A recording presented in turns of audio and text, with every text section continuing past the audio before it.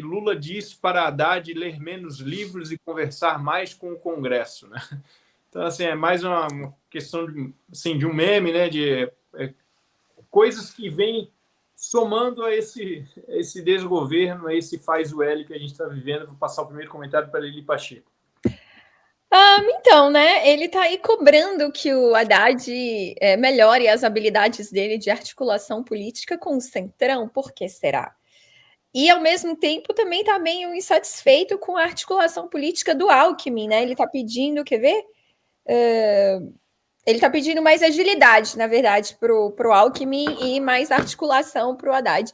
E o que a gente vê ele não está conseguindo governar. O Congresso está... os deputados estão... Eu estou gostando do desempenho dos nossos deputados, estão tentando ali fazer o papel deles. É por isso que, às vezes, quando alguém vira e fala essa questão da pauta única, eu fico um pouco preocupada, porque eu acho que se a gente focar em uma pauta única, a gente não vai... Essas coisas aqui vão passar despercebidas aos nossos olhos, né? As outras pautas que a gente vai discutir aqui hoje a gente vai falar de duas coisas muito importantes. Uma pauta sobre armas e uma pauta sobre o Código Civil.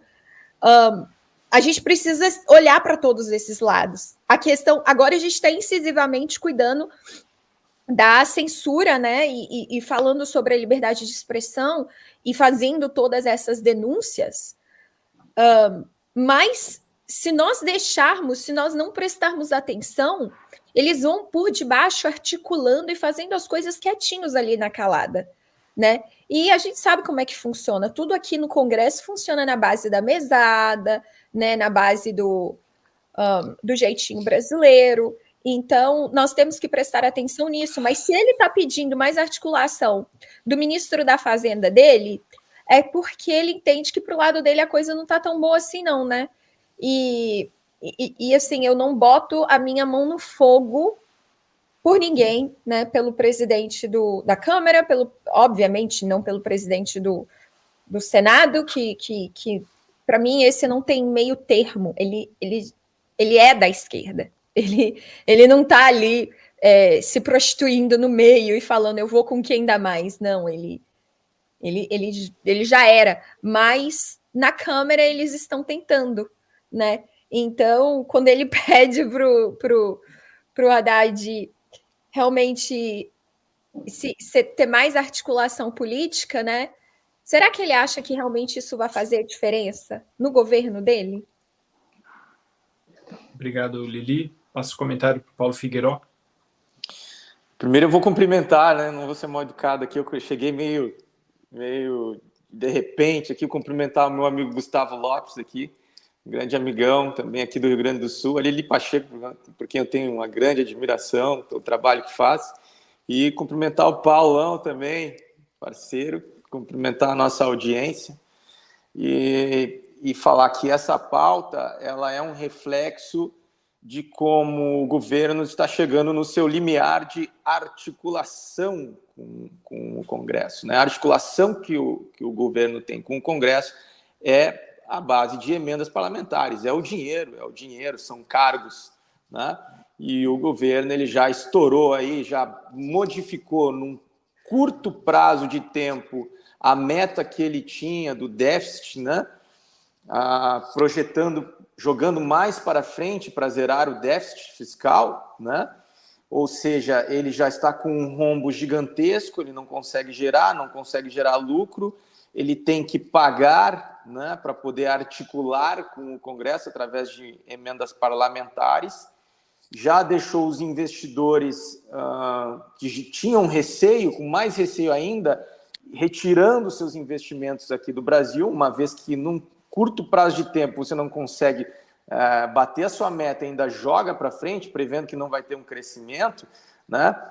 E esses investidores eles não acreditam nos dados do IBGE, porque os dados do IBGE são feitos por alguém que já foi criticado, até saiu de um instituto por causa que os seus métodos de análise eles eram totalmente enviesados. E é conhecido aqui no Rio Grande do Sul por um deputado que é economista, ele chama, o Pockmann, né, que está à frente do IBGE, Ele chama o Pockmann, o deputado chama o Pockmann de o terraplanista dos números, uma vez que para o IBGE o Brasil está indo de vento em popa, né? O emprego está crescendo, a renda está aumentando, o PIB está aumentando, mas quando o povo vai para o supermercado, o cidadão chega no supermercado, ele sente que o seu poder aquisitivo, o poder do seu salário, ele está completamente defasado e os preços dos alimentos estão 3 vezes maior, né, 3 vezes mais alto, subiram 3 vezes mais do que a inflação.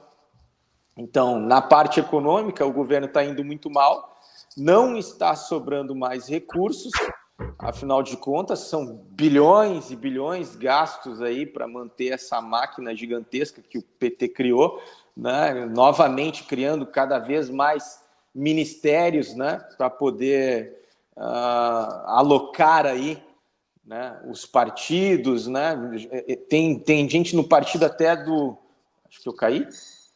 Não, continua aqui, voltou.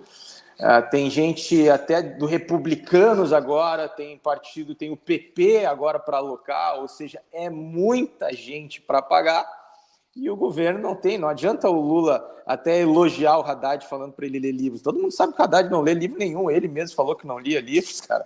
Então ele tentou afagar com uma mão e com a outra dar um tapa de articulação. O Haddad vai virar para o Lula e vai falar, olha, a única articulação que a gente tem é cargos e emendas. Não tem mais cargos, não tem mais emendas. Vai criar o quê? Vai criar mais um ministério? Estourou, está chegando no limite. E isso aí é muito bom para nós. Eu não sei se tu lembra, Paulo, eu sempre falava aqui, desde o início lá do programa do F5, que quando chegasse a crise econômica é que eles iriam começar a brigar. A crise econômica, eu digo assim, quando acabasse o dinheiro. E a nossa esperança residia na briga entre eles, né? Porque o restante está muito bem aparelhado. Obrigado, Paulo. Passo o último comentário dessa segunda pauta para o Gustavo Lopes. A questão não é nem o Haddad ler, a questão é ele entender o que está lendo, né? É um bando de burro nesse governo, um bando de incompetente. Na verdade, eu até nem sei se eles são incompetentes ou se eles estão fazendo, assim, se é essa mesmo a estratégia, né? Vamos acabar logo com a economia para a população ficar cada vez mais dependente do Estado. Mas eu acho que o Paulinho falou uma coisa perfeita, que é o seguinte, a terceirização da responsabilidade, né? O Lula está vendo que o governo é um fracasso em todas as áreas, não há um número sequer que possa ser comparado com os números do governo Bolsonaro, e obviamente que ele não vai admitir a culpa. Então ele tem que terceirizar, ele querer que o Alckmin seja mais ágil, mas ele está pedindo demais, né?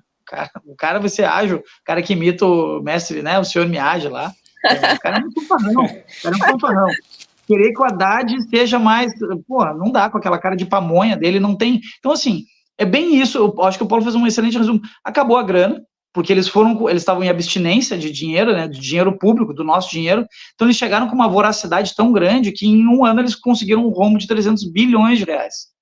Ou seja, pegaram com 50 bi em caixa e conseguiram já transformar em 300 bilhões negativo, 300 bilhões de rombo. Então, assim, acabou a grana. E como bem falou a Lili, ali a galera só se mexe por dinheiro. O atual Congresso, nossa, esse Congresso conservador, da onde? Os caras só se mexem por dinheiro.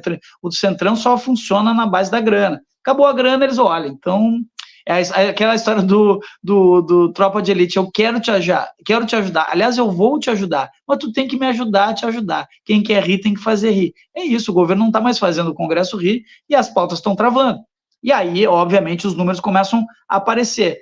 Tem o rombo fiscal aí de 300 bilhões de reais, tem 8 milhões de famílias já retiradas do Bolsa Família, né, do Pai dos Pobres, aí já retirou quase 9 milhões de pessoas do Bolsa Família, a geração de emprego caiu 30%, então, assim, ainda há um resquício da gordura do que foi feito em termos macroeconômicos pelo ministro Paulo Guedes, mas isso também está acabando.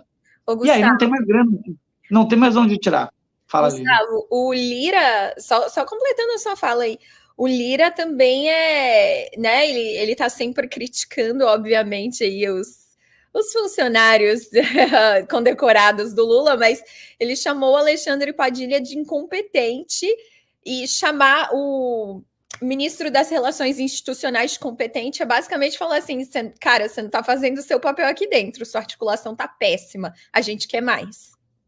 Exatamente. Porque é isso, né? A política, infelizmente, a política no Brasil voltou a ser um balcão de negócios. E isso tem um prazo, né? E tem um prazo e tem limites para funcionar. Quando a gente estava no governo, as coisas funcionavam de outra maneira. Tanto que a gente só foi, lá durante a transição, só foi receber as bancadas eleitas depois que todos os ministérios já tinham sido indicados. Ou seja, nem adianta pedir ministério, porque já está todo mundo nomeado. Então, assim, mudou completamente. Eles estavam nessa abstinência aí de 4 anos sem poder mamar, né, nas tetas gordas da União, né, do nosso dinheiro, e agora voltaram. Só que foi muito rápido, eles acabaram com tudo muito rápido, né? E aí, as próprias estatais, que no governo Bolsonaro voltaram a dar lucro. Eu estava vendo ontem, o Correio chegou a dar 3 bilhões de lucro, agora já está com 600 milhões de rombo. Então, assim, não tem dinheiro que chegue, né, para essa gente.